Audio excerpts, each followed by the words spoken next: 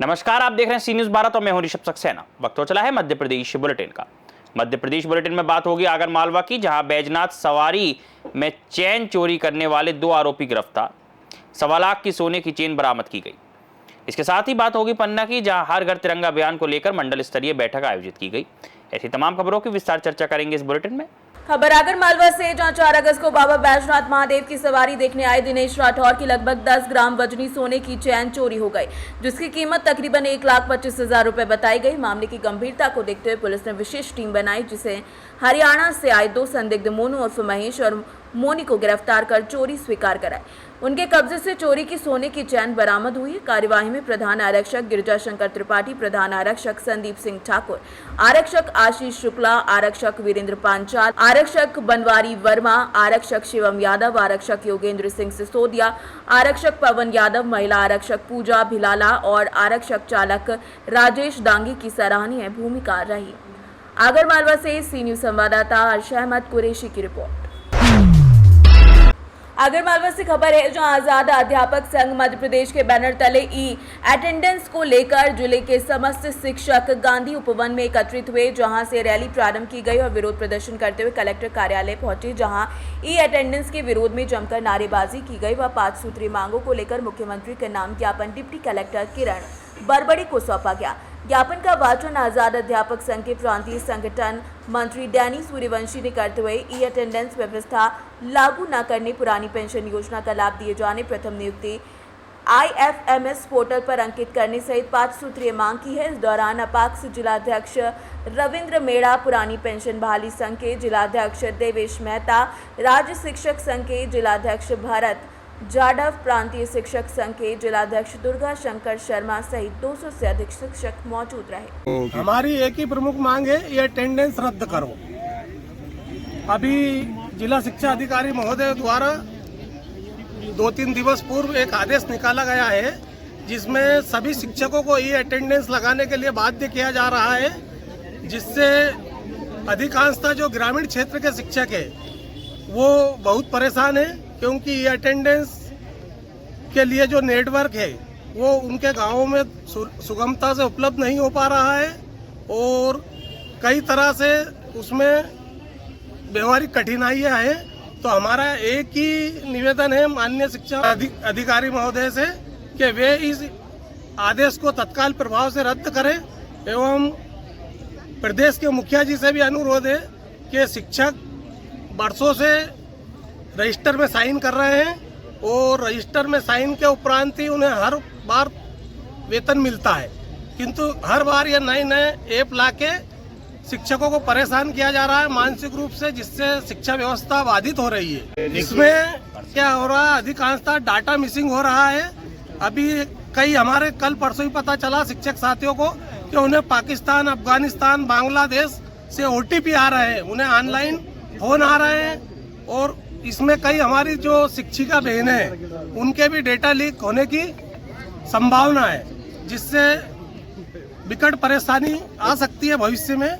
धरना प्रदर्शन करेंगे हम सतत और फिर भोपाल भर देंगे और जहां तक है अंतिम समय तक, अंतिम सांस तक लड़ेंगे। आगर मालवा से सी न्यूज़ संवाददाता अर्शा अहमद कुरैशी की रिपोर्ट।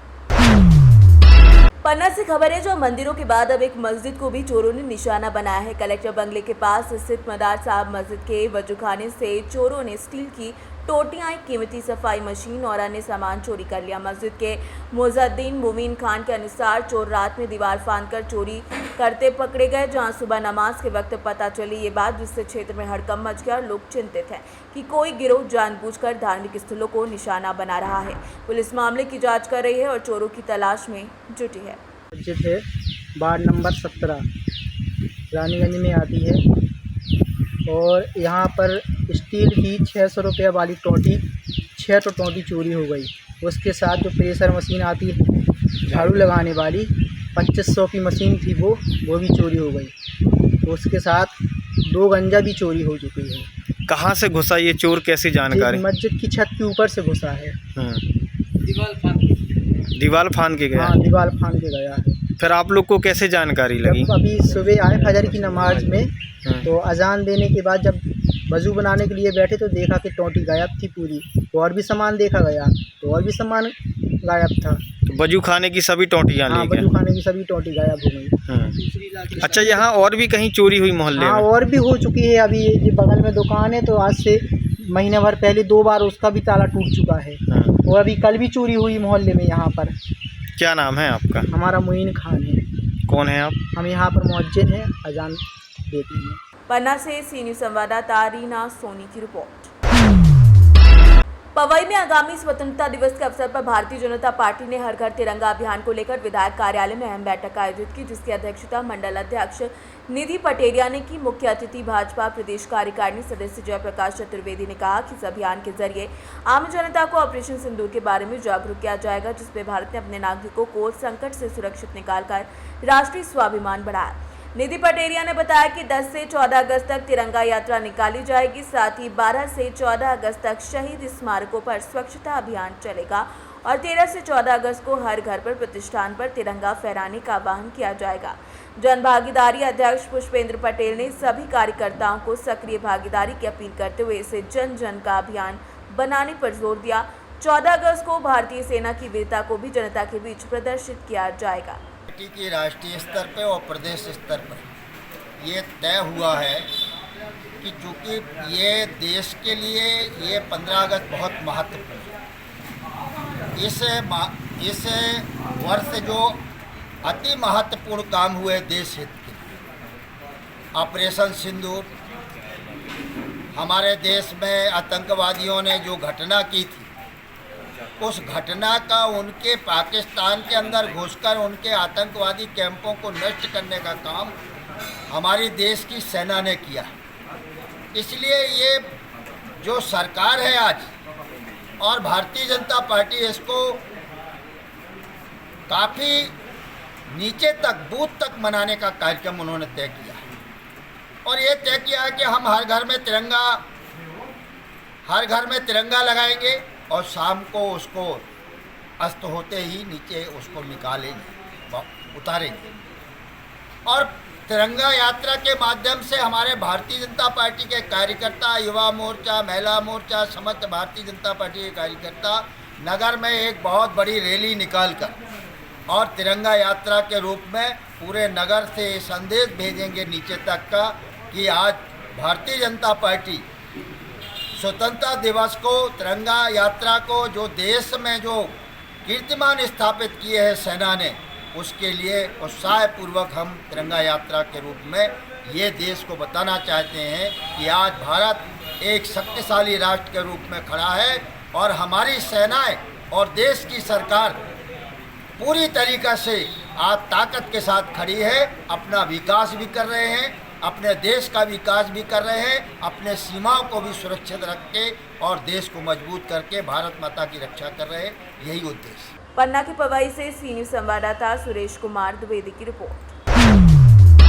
विदिशा से खबर है, जहां जिला कलेक्ट्रेट कार्यालय में कलेक्टर को दिए गए आवेदन में बताया गया कि 6 अगस्त को नगर पालिका की PIC बैठक आहूत की गई थी, जिसमें निर्धारित समय पर केवल एक सभापति उपस्थित हुए।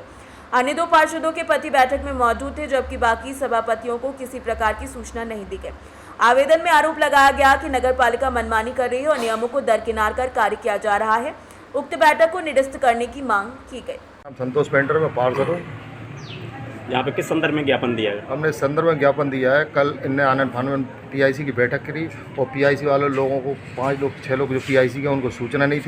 7 लोग और इनके इसके बाद इनके पतियों के साथ बैठक हुई है परिषद की, वो PIC की, और उसको निरस्त करना चाहिए। अब किस संदर्भ में जो आपने आवेदन दिया था, अधिकारी क्या कहना है? अधिकारी को कहना है अब करेंगे उसकी जांच करके। क्या चाहते हैं आप? हम निरस्त कराना चाहते हैं सब लोग। किस संदर्भ में आपने ज्ञापन दिया था? हम सभी पार्षद कल PIC की बैठक हुई थी, जो कि इलीगल तरीके से संपन्न की गई। पहले तो पार्षद पति बैठक में सम्मिलित हुए, फिर बाद में इन्होंने पत्नियों को बुलाकर रात में 9 बजे बैठक की। तो वो फ़ोटो भी डाले हैं हमारे पास, पूरे सबूत के साथ हमने ADM सर को ज्ञापन दिया है।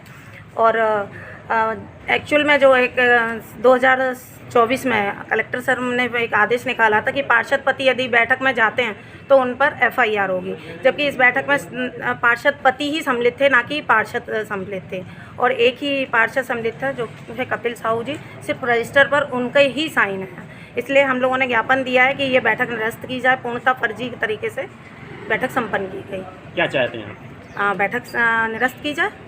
विदिशा से सी न्यूज़ संवाददाता सुनील की रिपोर्ट। फिलहाल के लिए बुलेटिन में इतना ही। देश और दुनिया की तमाम खबरों के लिए आप देखते रहिए सी न्यूज़ भारत।